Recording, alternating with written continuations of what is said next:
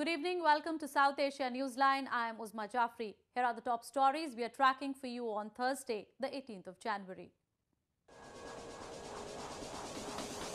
Israeli Prime Minister pays tribute to 2008 Mumbai terror attack victims.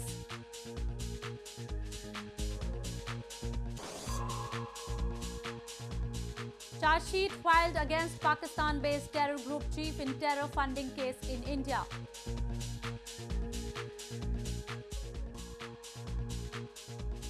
And Afghan lawmakers question Pakistan's anti-terror Islamic decree.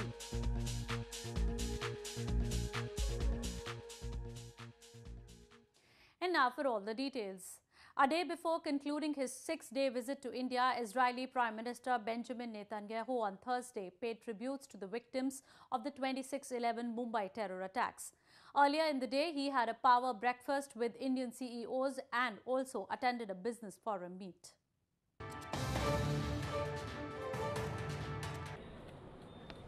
Israeli Prime Minister Benjamin Netanyahu on Thursday paid tributes to the victims of 2008 terror attacks in India's financial capital, Mumbai.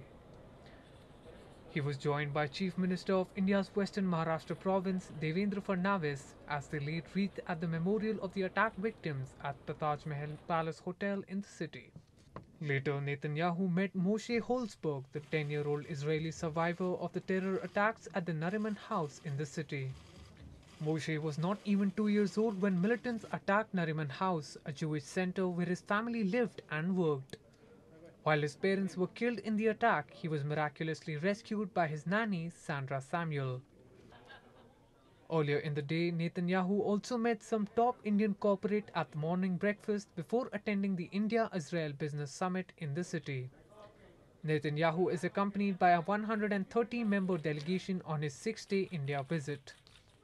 The two countries have grown closer since Indian Prime Minister Narendra Modi took office in 2014, widening commercial cooperation beyond their long-standing defense ties. An Indian soldier was killed as Pakistan resorted to ceasefire violation along the frontier in India's northern Jammu and Kashmir province on Wednesday night. Indian troops also retaliated strongly to unprovoked firing from across the border. A personnel of India's Border Security Force or BSF was killed in ceasefire violation by Pakistan in Araspura sector of India's northern Jammu and Kashmir province on Wednesday night. Pakistani troops targeted over a dozen forward posts throughout the night in the area. Shells fired by Pakistan hit several villages as well. Indian troops also gave a befitting reply by carrying out effective retaliation, a BSF official said. BSF ने बहुत strong retaliatory action लिया जिसके फलस्वरूप वहां भारी मात्रा में जान और माल का नुकसान हुआ। जैसा आप लोगों को मालूम है, बीएसएफ अपनी ओर से कभी कोई शुरुआत नहीं करती है, लेकिन जब कभी वहां से शुरुआत होती है तो हम उसका बड़ा स्ट्रॉन्ग रिप्लाई देते हैं, मुंह तोड़ जवाब देते हैं। The troops of arch rivals India and Pakistan intermittently exchanged fire across the de facto border despite an agreement in 2003 that a ceasefire should be observed along the working boundary. Both New Delhi and Islamabad blame each other for resorting to unprovoked firings. India's National Investigation Agency or NIA on Thursday filed a charge sheet against Hafiz Saeed, the chief of Pakistan-based Lashkar-e-Taiba terror group. 11 others, including Hizbul Mujahideen terror group head Syed Salahuddin, have also been named in the charge sheet filed in a New Delhi court in a terror funding case. The charge sheet alleges the accused, along with Pakistani handlers, separatists, stone pelters and terrorists, are creating an atmosphere of terror and fear in India's northern Jammu and Kashmir province. India accuses Hafiz Saeed of masterminding the 2008 attack on its financial capital Mumbai, where gunmen killed 166 people over 3 days. India has called on Pakistan to bring Saeed to justice, an issue that has stood in the way of rebuilding relations between the nuclear-armed neighbors since the Mumbai carnage. Saeed has always denied involvement in the terror attack. Moving on. A pro-freedom campaign by Mohajir community against Pakistani occupation has kick-started in Washington. Several taxis carrying Free Karachi banners are roaming around the city to demand justice for the Muhajir community, who they say are facing atrocities in Pakistan. The Free Karachi campaign has gained momentum in United States, Washington, D.C. as taxis carrying Free Karachi banners are roaming around the city. The Free Karachi movement comes after the Mujahid community's mainstream political party, Muttahida Qawmi Movement or MQM's leader, Dr. Hassan Zafar Arif, was found dead in a car in Pakistan's Karachi city earlier this week. Political activists have long accused that voices of persons who try to highlight the gross human rights violations by Pakistani forces are muzzled. MQM members have alleged that Dr. Arif was tortured and his death was due to extrajudicial killings. जो आवाज उठाता है उसको गायब कर दिया जाता है। आज हजारों महाजिर और बलोच उनको अरेस्ट करने के बाद पाकिस्तान की सिक्योरिटी फोर्सेस ने गायब किया हुआ है। ना बलोच आज़ाद हैं, ना पश्तून आज़ाद हैं, ना पाकिस्तान बनाने वाले महाजिर पाकिस्तान में आज़ाद हैं। Meanwhile, anti-Pakistan protests were also held in southeastern Sindh province against illegal Pakistani occupation. The demonstrators highlighted the issue of enforced disappearances, extrajudicial killings and targeted killings of political activists and Sindhi people by Pakistani authorities. Calling Pakistan a terror state, the activists demanded the United Nations to provide justice to the oppressed Sindhi people. In news from Afghanistan, lawmakers in Afghanistan have questioned the timing of an Islamic directive issued by more than 1,800 Pakistani clerics forbidding suicide bombings. They said the move was a result of recent US pressure on Pakistani government over inaction against militancy.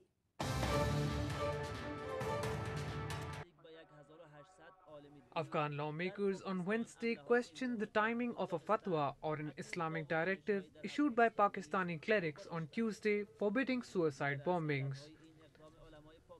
The lawmakers raised doubts and questioned the timing of the ban as they labeled the move a result of the ongoing pressure on the political front in Pakistan by the United States. The Islamic directive declared suicide attacks and use of force in the name of imposing Islamic law as forbidden in Islam. فشارهایی که در اواخر بر پاکستان وارد شده اثرات بسیار خوب داشته. آرزو داریم که حکومت افغانستان با توجه به فرصت‌های پیش آمده از فرصت‌ها درست استفاده بکنه. Pakistani officials have denied frequent US allegations of sheltering militants on its territory. Pakistan government has claimed vast gains have been made over the past decade against militant outfits. Earlier this month, US announced suspension of all security assistance to Islamabad until it takes decisive action against militant groups operating on its territory.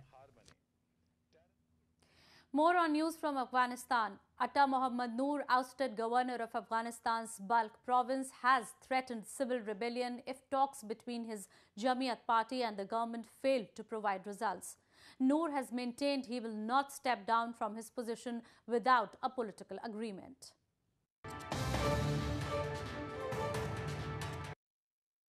A month after Afghan President Ashraf Ghani ousted Balkh provincial governor Atta Mohammad Noor, the Jamiat-e-Islami party's CEO has threatened civil rebellion if talks between his party and the government fail to provide results.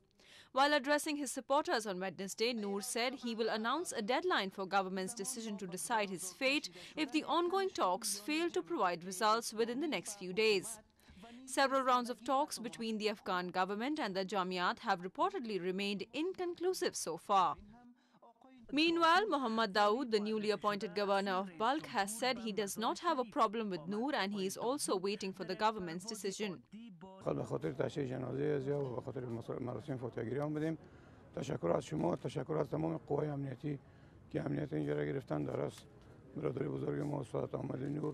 Noor has used his position in Balkh as a power base to push for a major role in the national stage and has been seen as a top rival of Ashraf Ghani.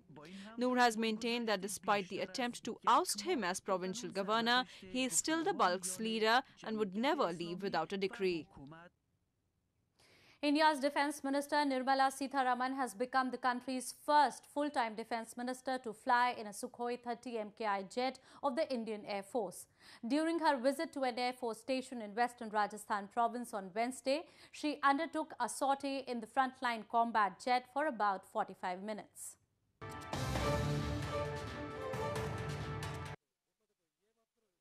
Indian Defence Minister Nirmala Sitharaman on Wednesday became the first full-time defence minister to fly in a Sukhoi 30 MKI jet of the Indian Air Force. Sitharaman undertook a sortie in the frontline combat jet during her visit to Jodhpur Air Force Station in India's western Rajasthan province. She also met air warriors of the Indian Air Force and defined the visit as an eye-opening and memorable experience. हमारे pilots के पूरे तैयारी और उनके response करने का speed और उनके ट्रेनिंग का एक्सेलेंस पूरे आज मैं महसूस करके अभी इस फ्लाइट के बाद आपके सामने खड़े हूँ. Indian Defence Minister Sitharaman is continuously making efforts to gauge and review the operational preparedness and combat capabilities of the armed forces. Earlier this month, she also visited INS Vikramaditya, a modified aircraft carrier, to witness naval operations and the maritime skills of the Indian Navy. Scores of cyclists took part in a cycle rally that took place in India's northeastern Guwahati city on Thursday. The event was aimed at boosting tourism and promoting an eco-friendly environment.